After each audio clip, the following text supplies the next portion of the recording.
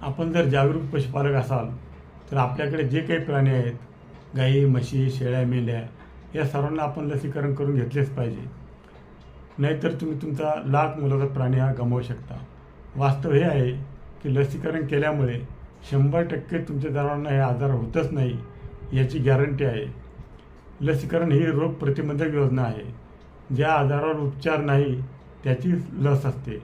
म्हणून बरेचसे पशुपालक हे लसीकरणाच्या बाबतीत अगदी उदासीन असतात. ते लस टोचून घेत नाही. त्यामुळे देशात दरवर्षी लसीकरण न केल्यामुळे किंवा पशुपालकांनी करून न घेतल्यामुळे हजारो प्राणी मृत्युमुखी पडत असतात. पशुवैद्यकीय दवाखान्यात ही लस अगदी नाममात्र शुल्कात उपलब्ध असते.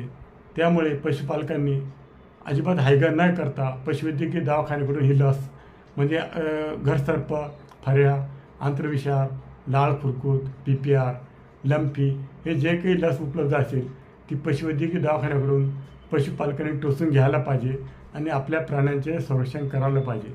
मी तुम्हाला अनुभवाने खात्रीपूर्वक सांगतो की ज्या एरियात किंवा ज्या कार्यक्षेत्रात ही लस दिलेली असेल त्या कार्यक्षेत्रात हे आजार होऊच शकत नाही. हे अगदी 100% गॅरंटेड आहे. म्हणून आपण लस टोचून घेतली पाहिजे आणि लस टोचून घेणे हे शहाणपणाचे आहे व पशुपालकांचे ते एक नैतिक कर्तव्य आहे. हा व्हिडिओ आपणास आवडला असल्यास लाईक करा, शेअर करा आणि सबस्क्राईब करायला विसरू नका. धन्यवाद.